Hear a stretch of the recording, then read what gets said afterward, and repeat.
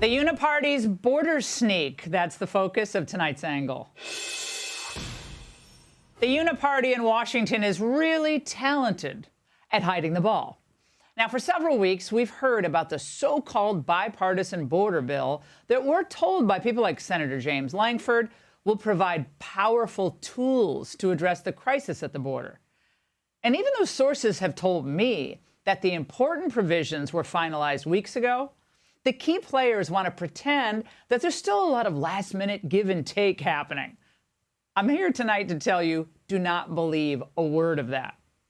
Because the overriding goal is not securing the border here. Biden could have done that on day one.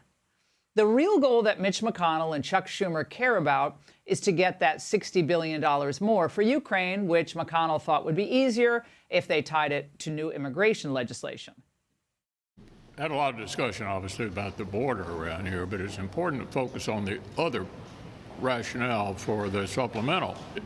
Hopefully, we can work this border issue out in a way that's satisfactory, but there's bipartisan support here in the Senate for both Israel and Ukraine. The truth is, the Senate is not keeping the so-called border bill secret because it's tough on enforcement and ends things like parole and catch and release. They're keeping the bill secret because they don't really want to defend it over any significant amount of time in front of any big audiences, certainly not in their home districts. Has Senator Lankford, who's been quarterbacking this, had a town hall in Oklahoma? Why not? To try to explain to his constituents why any Republican should allow Biden to claim a border victory here? How is this tough on enforcement when Biden still has the authority to wave in close to 2 million migrants every year under this so-called negotiated border agreement? Now, these fossils in the Senate think Americans are naive or stupid or both.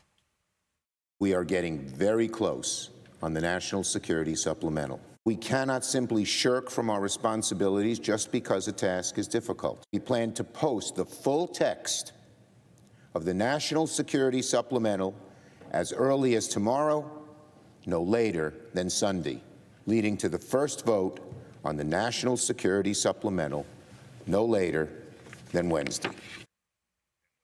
Okay, so think about it. This is a classic swamp move, right? Release what?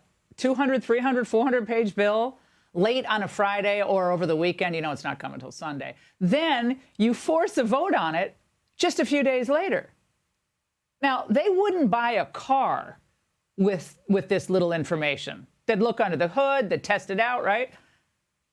But they're going to do it with this. Senator Mike Lee smashed this in an op-ed published today, saying the law firm of Schumer and McConnell spends months drafting legislation in complete secrecy, lets members see bill text for the first time only a few days, sometimes a few hours before an arbitrary deadline, then forces a vote on the legislation on or before that deadline, denying senators any real opportunity to read, digest, and debate the measure on its merits. This is not just a cram down. This is a sham. Anyone who is serious about passing a border bill and not just scoring political points for Biden would have kept the House Speaker, Mike Johnson, in the loop all along. Frankly, they would have made sure that he was on board. Otherwise, what's the point? Lankford and Schumer, in cahoots, did not do this. Very telling. Johnson has effectively said the bill is DOA. In fact, 64 House Republicans are demanding that Joe Biden use his executive authority ASAP to address this border crisis. But in pretending new legislation is needed, the White House and the Senate GOP leadership is effectively giving the same message to the American people as those vicious migrants in New York. Yeah, the middle finger. This is a complete farce. And now even House Democrats apparently are threatening to torpedo the bill. Heck of a job, Mitch and Chuck. Nice going. Well, come on, guys. Americans see the truth here. They're becoming strangers in their own land, as criminal migrants are able to fly around the country using only a piece of paper as ID. And they're growing bolder, like those Venezuelan thugs in New York. These individuals, I went over their rap sheets yesterday, multiple charges, grand larceny, robbery, attempted robbery, grand larceny, grand larceny. This particular crew operated on mopeds and scooters. They were doing organized retail theft. They've only been here a couple of months. So what the detectives are telling me is they have crews here that operate in New York, do all their stealing, then go to Florida to spend the money and then come back. And I'm like, well, why don't they just stay and steal in Florida? And they said, because there you go to jail. Yeah, the anchor is like, what? Oh, I wasn't ready for that answer. Yeah, consequences in Florida. Oh, and speaking of consequences, there needs to be consequences, political consequences, for Republicans trying to force this bill 9 months before the election. Let the people decide this. Pro-amnesty Republicans, though, when you really think about it, would be really happy if this new border bill hamstrung President Trump from really shutting down the border and really deporting people if he wins in November. The former president calls this a betrayal. What do you think of that characterization? It's certainly not a betrayal. It hasn't been released.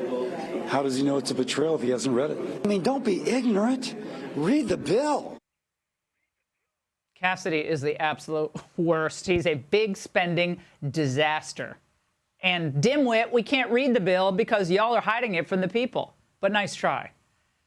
Now, we're going to stay on this and have comprehensive analysis of the text when this kabuki theater really gets underway. And that's The Angle. Hey, Sean Hannity here. Hey, click here to subscribe to Fox News YouTube page and catch our hottest interviews and most compelling analysis. You will not get it anywhere else.